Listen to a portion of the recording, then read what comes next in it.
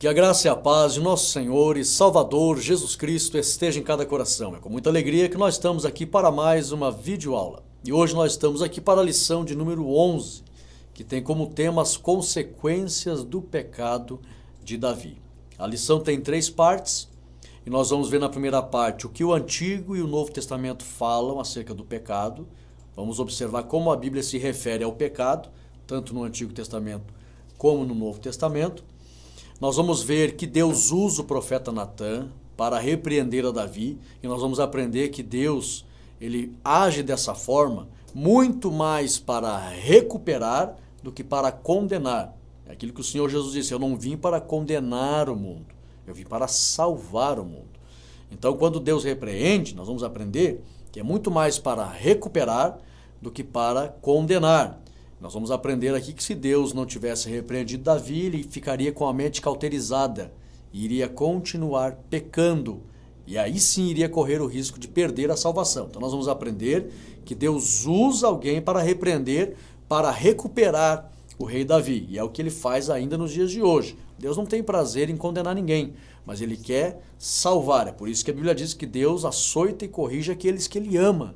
Então Deus não quer perder. E nós vamos ver no final da lição as consequências do pecado de Davi.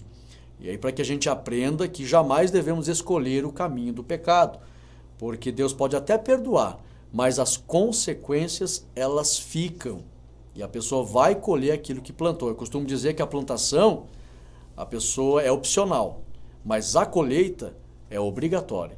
Então, a lição de hoje vamos aprender essas ricas e preciosas lições, ensinamentos que a lição vem trazendo para nós. Então já deixa o teu ok, tá? Compartilha esse vídeo, já se inscreva no nosso canal www.academiateologica.com.br para você baixar os slides lá, tá? Depois você já pode entrar lá e baixar os slides. Deus abençoe a todos os irmãos que estão ligados na programação.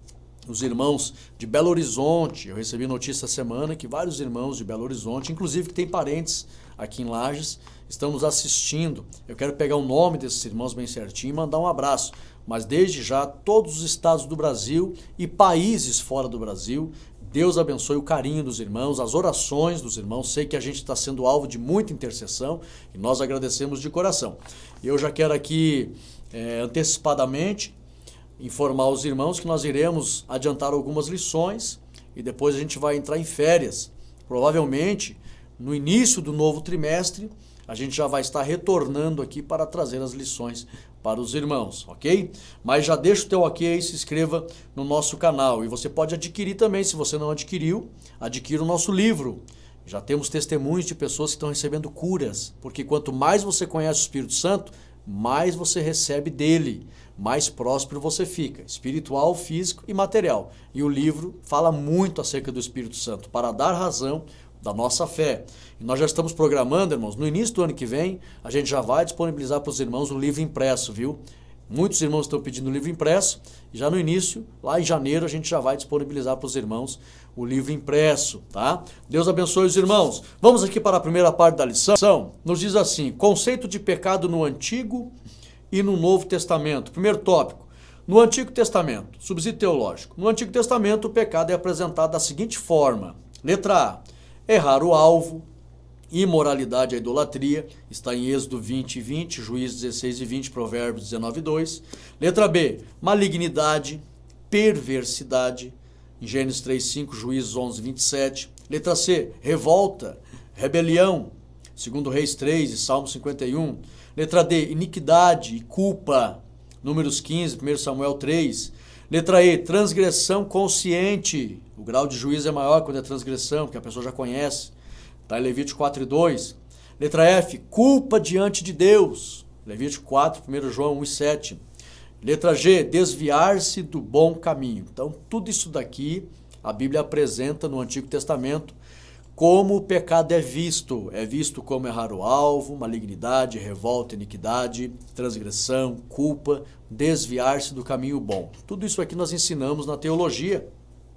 Desejamos no futuro, quanto mais os irmãos se inscrever no nosso canal, mais os irmãos adquirirem os livros que já estão lá, o livro que já está lá, o curso que está lá, que é um curso para que você aprenda a fazer banners para as igrejas, né? é o PAC social ali que você vai encontrar no Presbítero Mongeel. Quanto mais os irmãos adquirirem, mais nós teremos condições de no futuro fornecer curso de teologia, o básico.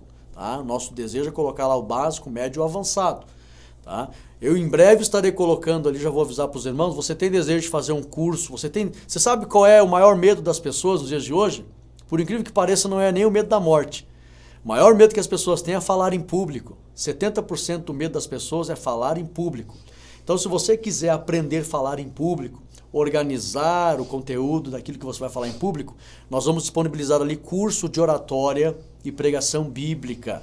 Tá? E você está ouvindo alguém que a primeira vez que eu fui falar no público, eu desmaiei. Verdade, irmãos, eu caí atrás do púlpito de vergonha.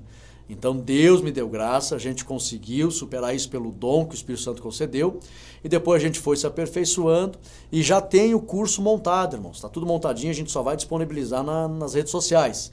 Curso de oratória e pregação bíblica. Você aprender a fazer um esboço de uma mensagem, receber de Deus a mensagem, é algo entre você e Deus. Você recebe de Deus a mensagem e aí a gente ensina como você identificar que tipo de mensagem vai ser.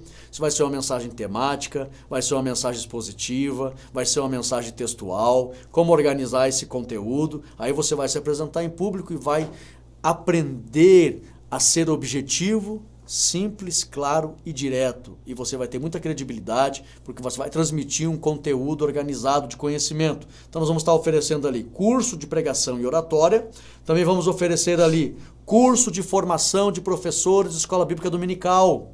E também curso de formação de dirigentes de igrejas vocacionados. Para você aprender como deve ser a atuação de um dirigente vocacionado. Então em breve vamos colocar lá, tá? Então aqui, irmãos, no primeiro tópico da lição, esse assunto a gente ensina na teologia sobre a martiologia, que é a doutrina do pecado.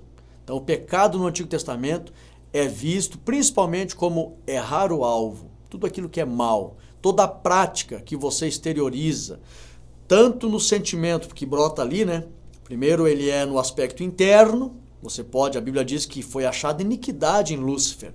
Antes que o pecado fosse dado à luz, que Lúcifer fizesse alguma coisa, a Bíblia diz que dentro dele o pecado foi achado, a iniquidade, o mal. Então ele brota, começa lá dentro, mas ele se exterioriza. E todas as práticas que se exteriorizam em função do mal é visto por Deus como pecado, principalmente no que diz respeito a não estar de acordo com a vontade de Deus. Eu sempre costumo dizer, pecado é tudo aquilo que é contrário à vontade de Deus. É pecado. Então nós temos que aprender qual é a vontade de Deus para andar nela e cometer o mínimo possível de pecados. Então o Antigo Testamento apresenta essa visão acerca do pecado. Agora, o Novo Testamento, slide 3, segundo tópico. No Novo Testamento o pecado é visto da seguinte forma. O mal moral, é muito mais observado por Deus hoje o interior das pessoas. Tá? Está lá em Mateus, Romanos, 1 Timóteo. Letra B, impiedade. Incredulidade, hoje eu costumo dizer que um dos maiores pecados é a incredulidade, tá? Ser herege ou apóstata, abandonar o caminho da fé. Letra C, culpa, isso aqui não é apenas um sentimento de culpa, irmãos, é você ser culpado de um ato, tá?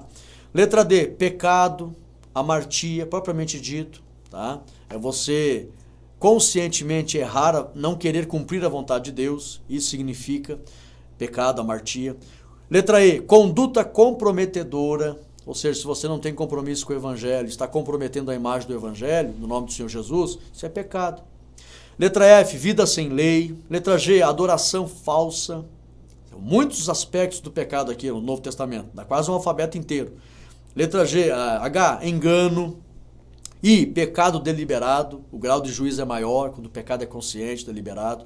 Letra J, ensino falso.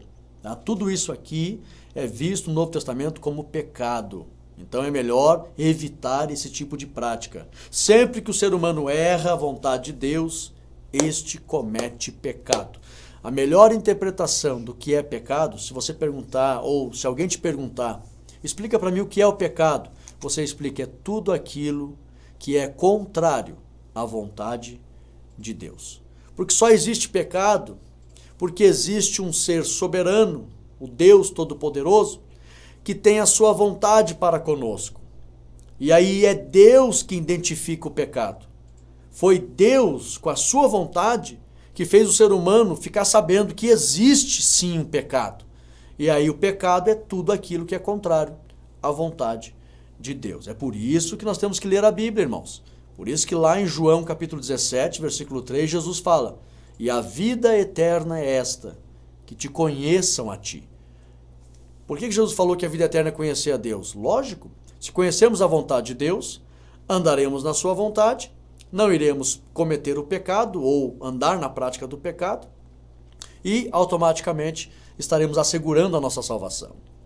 É claro que alguém pode estar dizendo: Rodrigo, mas é impossível deixar de pecar. A própria Bíblia disse, aquele que diz que não tem pecado já está pecando. Tudo bem. A questão é que o sacrifício do Senhor Jesus proveu para nós o perdão e a justificação para todos os pecados, principalmente para os pecados involuntários. Isso é próprio do ser humano. O ser humano peca involuntariamente, constantemente. E o sacrifício do Senhor Jesus proveu para nós o perdão e a justificação para os pecados involuntários. A gente reconhece esses pecados, a gente confessa esses pecados. Sempre costumo dizer que pecador é uma coisa, pecador arrependido é outra coisa. Então, quando a gente confessa e deixa, alcança a misericórdia, e o sangue de Jesus Cristo é fiel, porque Ele é fiel, para nos purificar de todo o pecado. E lá em Levítico, a Bíblia fala que existia a oferta pelo pecado voluntário e a oferta pelo pecado involuntário. Então, nós não temos prazer no pecado, nós não temos satisfação na iniquidade, não desejamos andar na maldade. Então, Deus pesa isso. E se nós cometemos pecado, é involuntariamente, não sentimos prazer nele.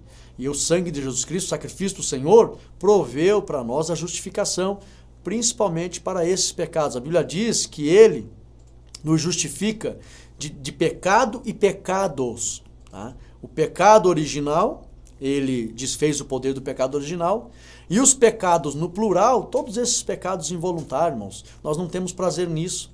E nós pedimos perdão e pedimos a misericórdia do Senhor, e Ele é poderoso para nos justificar. Aleluia! A doutrina do pecado, a martiologia, ela é uma doutrina, irmãos, que não é para assustar, ela é para confortar, porque existe perdão, existe solução, existe justiça do Senhor sobre aqueles pecadores que se arrependem e não sentem prazer no pecado.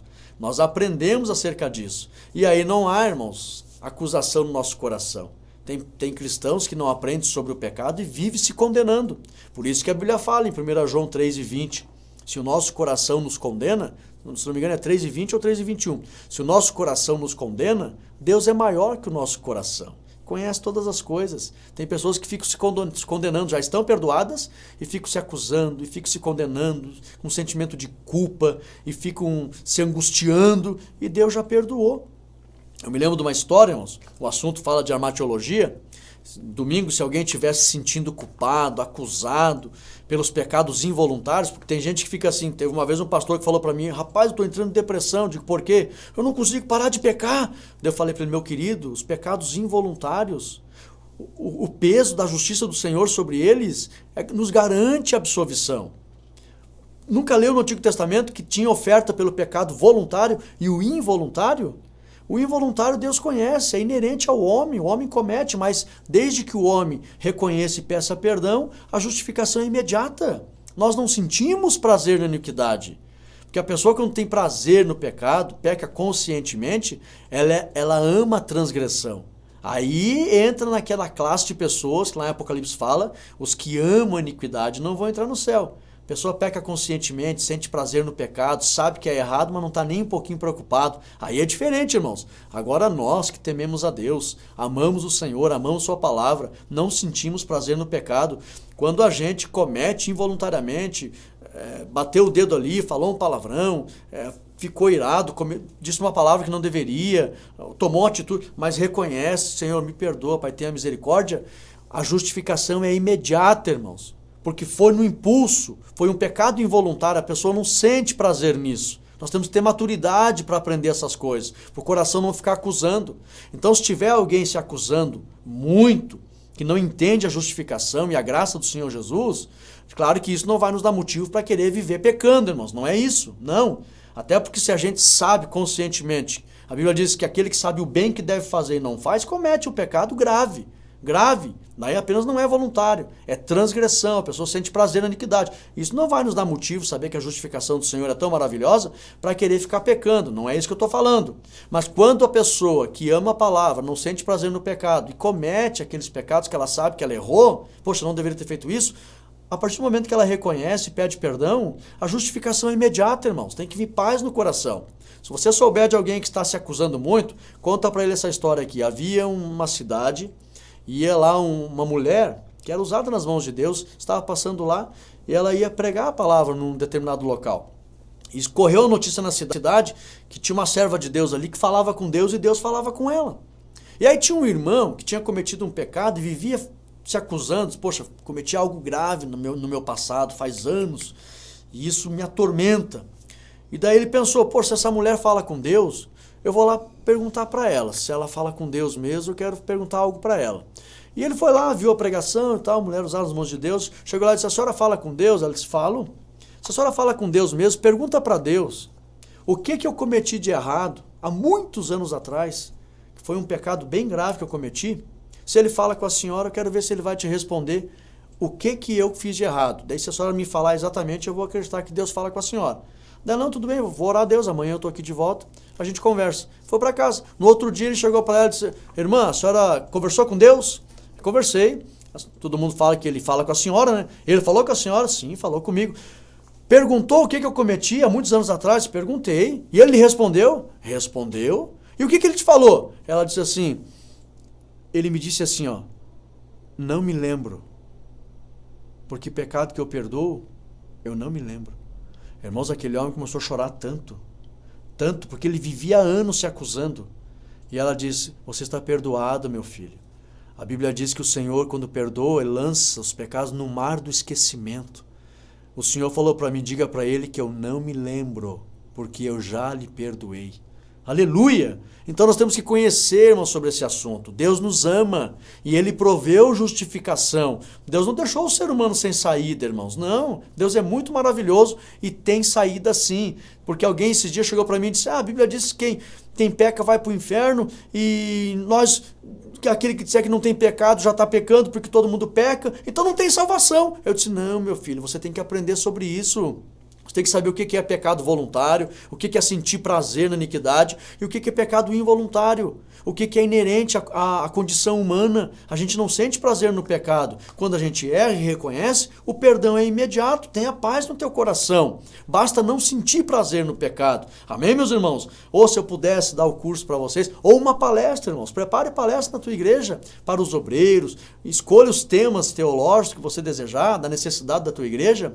A gente faz uma tarde inteira de palestra em 2 dias e vai lá, irmãos. E eu tenho certeza que vai ajudar muita gente a servir a Deus com alegria, tá? Vamos lá então, slide 4, segunda parte. Então a gente viu aqui, irmão, só para recapitular, qual é a visão que o Antigo Testamento tem sobre o pecado e o Novo Testamento tem sobre o pecado. Você baixando esses slides, você vai ver ali essas listas, eu costumo dizer que são listas negras, né? Listas negras da Bíblia, são coisas negativas, tá? Mas é bom que você conheça para que você não ande nesse caminho. Agora a parte 2, irmãos, a repreensão do profeta Natã ao rei Davi. Essa parte ficou extraordinária, essa pesquisa aqui, você não pode deixar de baixar esse slide, tá?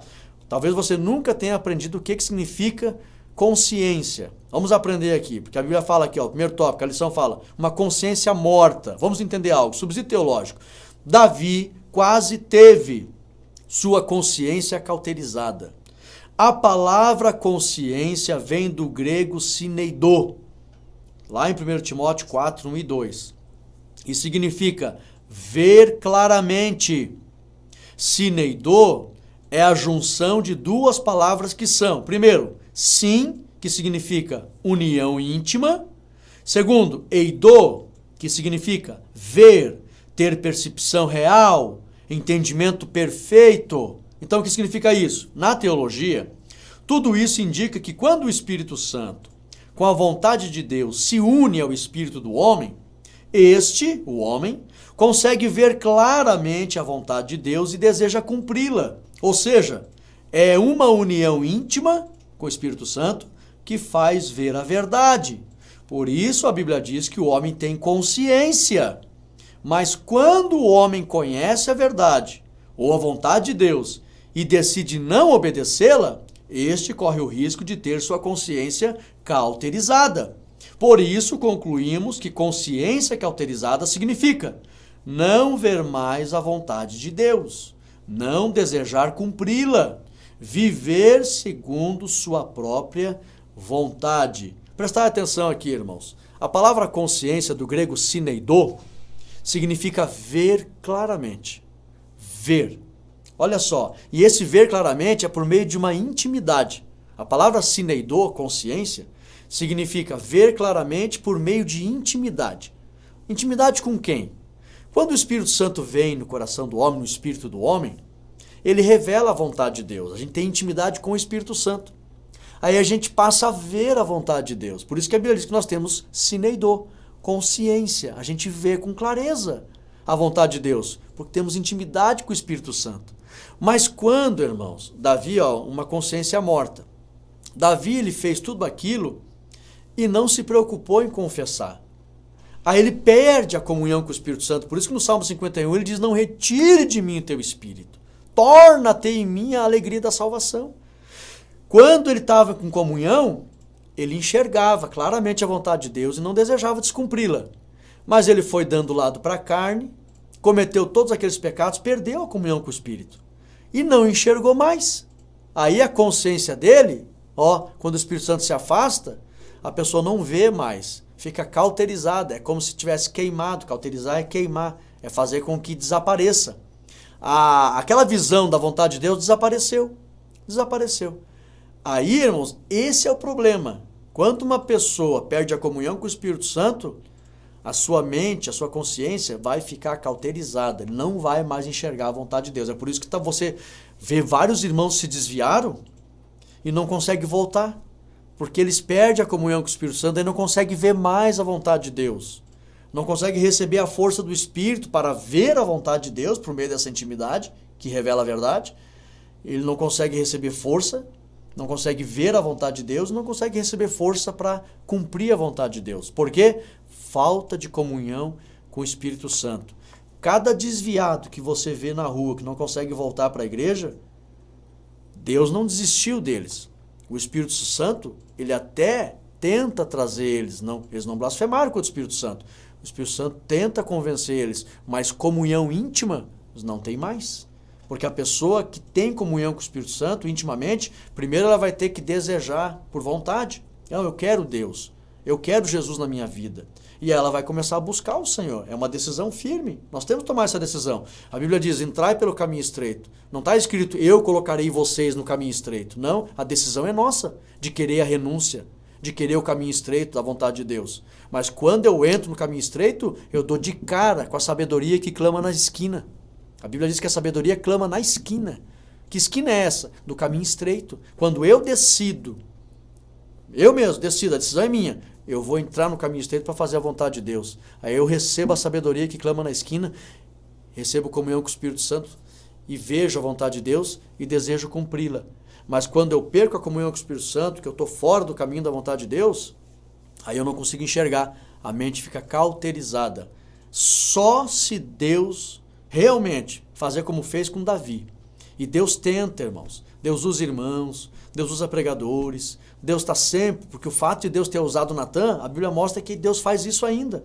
Deus tenta chamar a pessoa, a atenção da pessoa, para que ela recobre o seu sentido, o sentimento de querer se aproximar de Deus e abandone a prática do pecado. Muitos atendem, muitos não conseguem atender. É um perigo. E o processo, irmãos, a pessoa vai entristecendo o Espírito Santo, depois ela vai extinguindo o Espírito Santo e corre o risco de blasfemar contra o Espírito Santo. Então aqui na primeira parte, consciência morta. Davi estava no momento da sua vida com a consciência morta, não estava vendo mais a vontade de Deus, porque perdeu a comunhão com o Espírito Santo. Tópico 2, mostrando a gravidade do seu pecado e também traindo a generosidade divina. Tanta coisa que Deus fez por Davi, né, irmãos? Ele deveria ter valorizado e não ter cometido aquilo. Subsídio teológico. Davi já não estava vendo que precisava reconhecer a gravidade daqueles pecados e confessá-los. E é o que acontece hoje, muita gente não vê. Davi havia esquecido de tantos benefícios que havia recebido do Senhor. Estamos no slide 5. Tá? tópico 2, tópico 3. Mesmo assim, Deus usa de misericórdia, aqui que entra, irmãos, a misericórdia do Senhor, e fala com Davi através do profeta Natã. Por isso que eu digo, Deus quis mais recuperar do que condenar. Segundo Samuel 12, 13. Depois que Natã foi usado por Deus, Davi consegue ver a gravidade de seu pecado e resolve se humilhar diante de Deus. Por isso a Bíblia diz que a palavra é lâmpada para os pés e luz para o caminho. Salmo 119, 105. Quando Deus fala, é muito mais para recuperar e ajudar do que condenar. Conforme João 12, 47, Jesus disse, eu não vim condenar, julgar o mundo, eu vim salvar o mundo.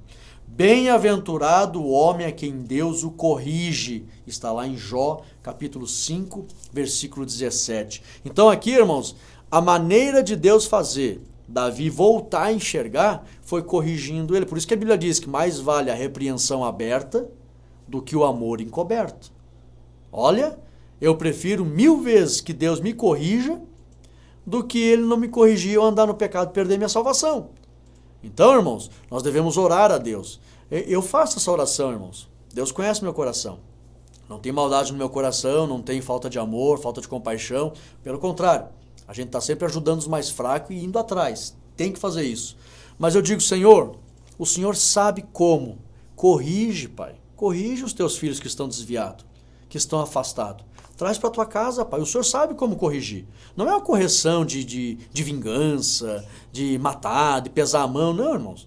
Mas ore a Deus. Peça para o Senhor. Senhor, não deixa, Pai. Não deixa uma pessoa tão querida, uma pessoa tão amada, fez tanto na tua obra, está desviado, Pai. Por favor. Senhor, corrige ele, Pai. Fale com ele. De uma forma ou outra, fale com ele. Corrige, papai querido, para ele não se perder. Irmãos, o que está acontecendo, irmãos, eu aconselho os irmãos. Eu sei que isso é polêmico, dá a impressão assim que não tem amor. Mas tem hora que a gente não pode só pedir, Senhor, tenha misericórdia, tenha misericórdia, tenha misericórdia. Irmãos, a maneira de Deus ter misericórdia é indo lá corrigir. Como é que Deus teve misericórdia de Davi? Corrigindo Davi, chamando a atenção dele. Foi triste para ele, foi constrangedor, foi, mas foi a salvação de Davi. Então, irmãos, tem que ter sabedoria para interceder, principalmente por aqueles que estão desviados. Se tem algum desviado na tua família, Senhor, tenha misericórdia, livra do mal, livra do mal, livra do... Não, a oração não é essa, irmão. Senhor, use de misericórdia assim, corrige, Pai, o Senhor sabe. Não é o homem para corrigir, o homem não tem compaixão. Mas Deus, quando corrige, irmãos, Deus sabe a maneira de corrigir, para não perder, mas precisa da correção do Senhor. A Bíblia diz que Ele é um Pai que ama, açoita, corrige aqueles que Ele ama. Então, meus irmãos, temos que orar e pedir para o Senhor corrigir como corrigiu a Davi. Senão essas pessoas não vão voltar a enxergar a vontade de Deus e vão ficar com a mente cauterizada. Nesse momento da sua vida, a lição até comenta, irmãos, para quem não sabe, desde quando Davi pecou até ele ser repreendido por Natã, passou-se aproximadamente 1 ano. Davi não foi corrigido na mesma hora.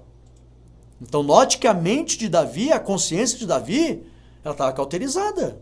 Ele não iria confessar se Deus não corrige ele. Então precisa, irmãos, de correção, para a pessoa voltar a enxergar, ok? Vamos lá. Terceira parte, as consequências do pecado de Davi. Slide 6. Primeiro tópico, segundo tópico. As consequências pelos pecados cometidos e Davi, o rei fraco no seu próprio lar. Irmãos, isso aqui é muito sério. Slide 7, vamos lá. Devemos tomar muito cuidado com aquilo que desejamos para os outros. Isso serve de alerta para todos nós. Tudo que o homem semear, isso também colherá. Está lá em Gálatas 6 e 7. O mal que Davi desejou de forma quadriplicada acabou vindo sobre ele. Olha só, vejamos. Primeiro, o filho gerado em Betseba morreu. Ele desejou o mal quadriplicado para o homem da parábola que Natã contou. E esse mal, irmãos, caiu sobre ele. Tem que tomar muito cuidado com o que a gente deseja para os outros. Primeiro mal, o filho já morreu. E na verdade ele teve 4 filhos que morreu. Segundo Samuel 12, 18. Segundo mal, Aminon, filho primogênito de Davi, estuprou Tamar, uma outra filha de Davi, e foi morto a mando de Absalão, seu próprio irmão. Segundo Samuel 13, 14 e 28. Olha que terrível, irmãos. Terceiro, Davi foge da ira de Absalão. E este humilha seu pai publicamente, coabitando com as 10 concubinas do rei. Está lá em 2 Samuel 15, 14 e também capítulo 16, versículo 22. Absalão é morto também. Mais um filho de Davi que é morto. Então já morreu o primeiro com Betseba, morreu Aminon, segundo, morreu agora Absalão. E 4, Adonias, filho de Davi, também é morto, amando de seu irmão Salomão, também filho de Davi. Olha só, irmão, Davi quis devorar o seu próximo e foi devorado. É isso que a Bíblia diz lá em Gálatas 5:15. Se eu quiser devorar o meu irmão, eu vou me devorar. Olha só, irmãos, precisamos clamar a Deus pela paz entre as famílias. Olha, isso aqui é muito sério. Homens como Eli, Samuel e Davi governaram milhões de pessoas e não conseguiram governar bem suas famílias. Que coisa séria, irmãos. Deus se importa tanto com as famílias que a Bíblia diz que João Batista viria para converter o coração dos pais aos filhos e dos filhos aos pais, conforme Malaquias 4:6. O apóstolo Paulo chega a dizer que é muito importante governar bem a própria família antes de querer governar a igreja, conforme 1 Timóteo 3, 4 e 5. Meus irmãos, olha aqui para o irmão Rodrigo. Davi, Eli, Samuel governaram milhões de pessoas e nenhum dos três conseguiu governar bem suas próprias famílias. Davi teve inúmeras mulheres, teve inúmeros filhos, vários filhos que se mataram a si mesmo. O primeiro filho Deus matou, foi o próprio Deus que feriu aquela criança. E até vejo que foi um favor para aquela criança. O próprio Jó diz que desejou não ter visto a corrupção do mundo, passar vergonha com uma certa situação, sofrimento.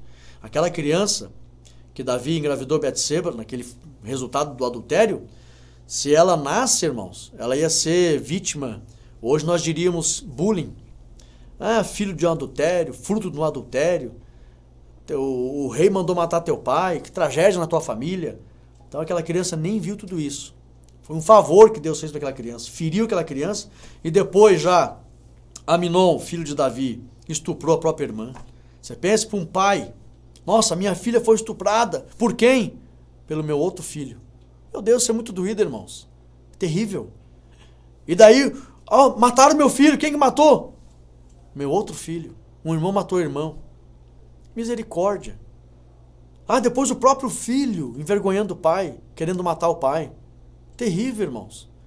Poxa, agora morreu mais um filho teu, quem que matou? O irmão dele mandou matar. Misericórdia, Salomão mandou matar Adonias.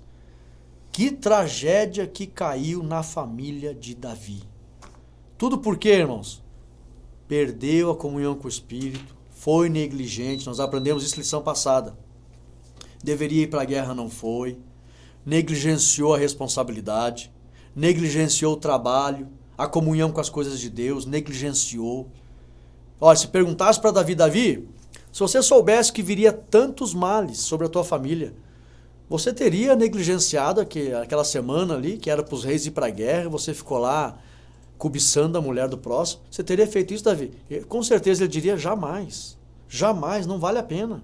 Não vale a pena, não vale a pena. Se tivesse a oportunidade de perguntar para qualquer pessoa, irmãos, que colheu os frutos amargos dos pecados que plantaram, eles diriam, jamais, eu não teria feito isso, jamais, jamais, jamais. Então, irmãos, serve de alerta para nós. Serve de alerta para nós. A Bíblia não é um livro, irmãos, que mostra as coisas que aconteceram. A Bíblia é um livro que revela o que ainda acontece. Então nós temos que vigiar. É possível, Rodrigo, evitar tudo isso? É possível. A Bíblia diz em Gálatas 5:25, se vivemos no Espírito, andemos também em Espírito. E Paulo ainda diz em Gálatas 5, aquele que anda no Espírito não cumpre os desejos da carne. Então ande em Espírito, o que significa? Esteja envolvido, o andar significa estar envolvido na prática com as coisas que pertencem ao Espírito Santo. Esteja envolvido com a Bíblia, lendo a Bíblia, orando, esteja na igreja, nos cultos, esteja ativo na obra de Deus, ande com homens de Deus, ande com mulheres de Deus, ande no Espírito. Se envolva com as práticas que pertencem ao Espírito e você não vai cumprir os desejos da carne. Aleluia! Mantenha a vigilância, irmãos, para evitar todo esse mal que caiu sobre a vida de Davi e está caindo sobre a vida de muita gente. Irmãos, que Deus tenha misericórdia da nossa vida, irmãos. A Bíblia diz: aquele que cuida está em pé, olha, não caia. Nós temos que estar olhando. A Bíblia sempre chama atenção para a vigilância, para observar, para olhar, para estar atento, para ser sóbrio. A Bíblia diz: aquele que cuida estar em pé, olhe, para que não caia, cuide. A Bíblia está dizendo que é possível evitar. Até quando a gente eu trabalhei de motorista uma época, eu fazia vários cursos de direção defensiva. Irmãos, todos os acidentes, irmãos, todos são evitáveis. Você sabia disso? Tudo que diz respeito à mecânica, à física, a coisas aqui nessa terra é evitável. O homem pode evitar, irmãos. Tem que tomar cuidado, tem que tomar precaução, tem que evitar. E no mundo espiritual, na vida cristã, se você manter a vigilância, manter as práticas que agradam a Deus, eu sempre costumo dizer, irmãos, existem algumas práticas que é tradição do povo de Deus desde Adão. Falar com Deus em oração, procurar conhecer a vontade de Deus, andar na vontade de Deus com o povo de Deus, andar junto com o povo de Deus, envolvido com as coisas de Deus, você corre menos risco.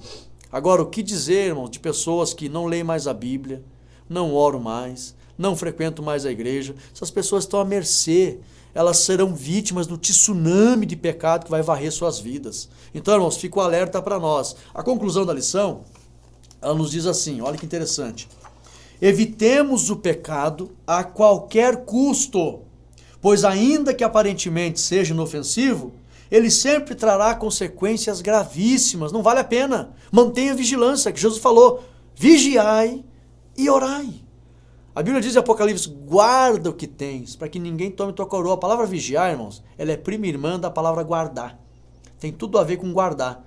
No original, a palavra vigilância está relacionada intimamente a guardar, a proteger. Então guarda. Guarda o quê? Guarda a comunhão com o Espírito Santo, por meio das práticas que pertencem a Ele. Esteja lendo a Bíblia, esteja orando. E, irmãos, Satanás tem semeado no meio do povo de Deus. Tome cuidado, viu? Uma das grandes mentiras, um dos grandes venenos que Satanás está semeando no meio do povo de Deus é isso aqui, ó.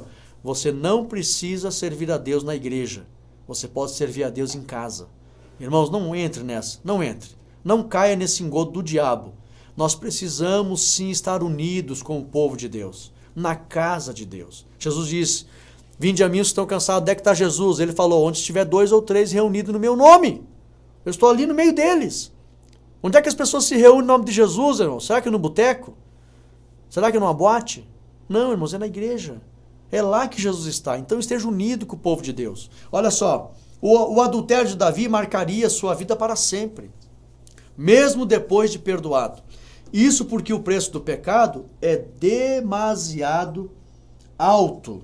Seus frutos geram a morte. A desobediência a Deus e a crueldade com Urias seriam pagas por meio da dor e do sofrimento da própria família do rei. Então, a primeira frase é o fechamento aqui dessa lição. Evitemos o pecado a qualquer custo. Evite o pecado.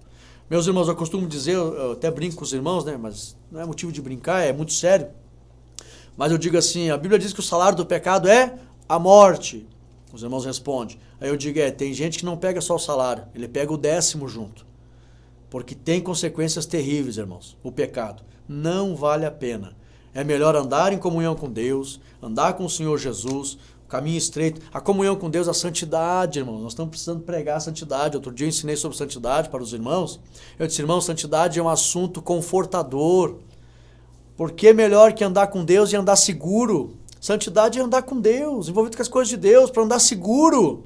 Isso é muito bom. Então, irmãos, incentive os irmãos a andar com Deus, andar em comunhão com Deus, com as coisas saudáveis que pertencem a Deus, e a gente vai estar livre das consequências terríveis do pecado. Mas, se alguém cometeu o pecado, se embaraçou de uma forma grave, um pecado que gerou consequências, não se desespere, tem solução. Peça perdão, procure teu pastor, confesse, procure alguém, confesse, abandone, passe a ter uma vida mais piedosa, mais temente. O perdão e o renovo e a restauração de Deus ela vem novamente. Só não blasfeme contra o Espírito Santo. O que é a blasfêmia? Compre o meu livro que você vai aprender. Eu coloco lá o que significa entristecer o Espírito Santo, o que significa blasfemar contra o Espírito Santo. A blasfêmia é a rebelião aberta. Eu costumo dizer para os irmãos, é chamar Deus para briga, publicamente. Isso é blasfêmia, irmãos. A pessoa, o cristão não vai fazer isso aí. Vai publicamente afrontar Deus, entrar em rebelião aberta contra Deus publicamente. Não, ninguém vai fazer isso aí. Se você não fizer isso aí, irmãos, peça perdão, Ele te perdoa, Ele te renova, Ele te restaura e Ele traz para você a alegria da salvação novamente. Glória a Deus. Deixa o teu ok nessa lição, compartilha esse vídeo. Chegamos ao final de mais uma lição. Domingo esteja na igreja aprendendo e fiquem todos na paz de Cristo Jesus. Amém.